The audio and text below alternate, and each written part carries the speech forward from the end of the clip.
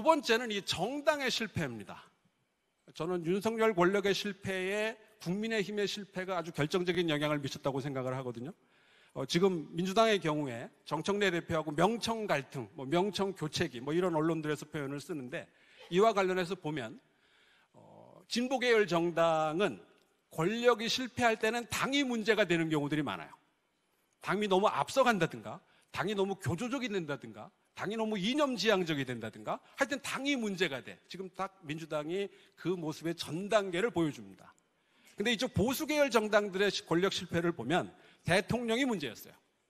박근혜 대통령 그랬고 윤석열 대통령 결국 결과적으로 그렇게 됐습니다. 근데 이 과정에서 저는 윤석열 대통령이 실수한 것이고 결국 권력의 실패의 가장 결정적인 원인은 국민의힘의 실패라고 생각합니다. 정당이 제 기능을 못한 거예요.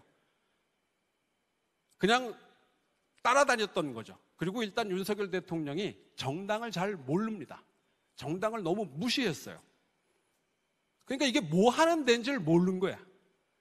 그냥 본인이 가지고 있던 편견만 갖고 이 정당을 대했다고 하는 게 스스로를 몰락시킨, 어떻게 보면 결정적인 요인이 된 거죠.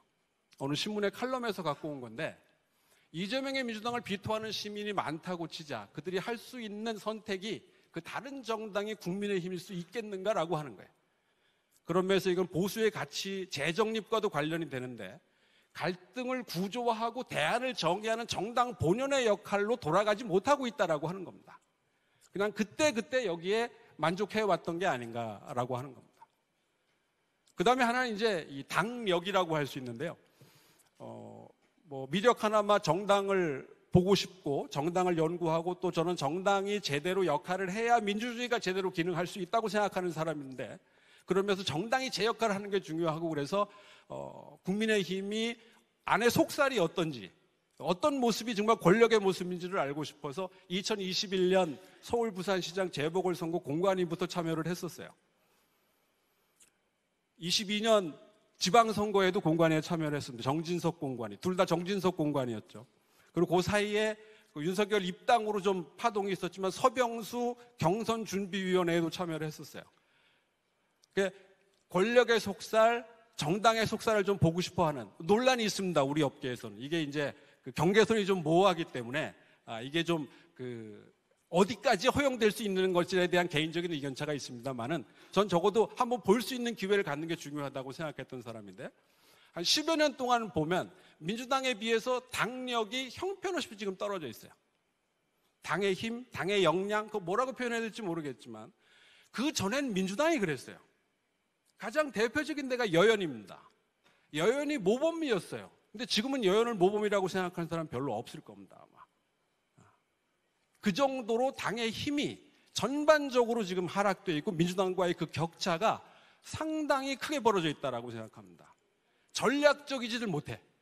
민주당은 하다못해 구의원부터, 기초의원부터 국회의원까지 상당히 전략적이고 그 마인드가 돼 있다는 느낌을 많이 받는데, 거기는 아직까지 좀 그런 면하고는 좀 관련이 없구나라고 하는 생각이 들어요.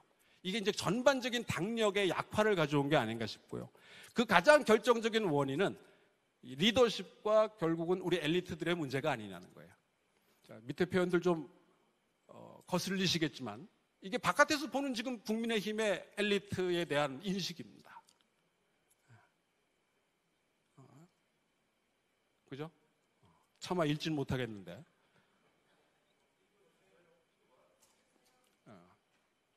도박군식 한탕주의.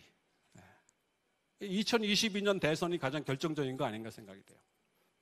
이재명 대통령도 지금 같은 위기에 처하고 있는데, 무엇을 해야 할지 모르는 권력만큼 위험한 건 없거든요.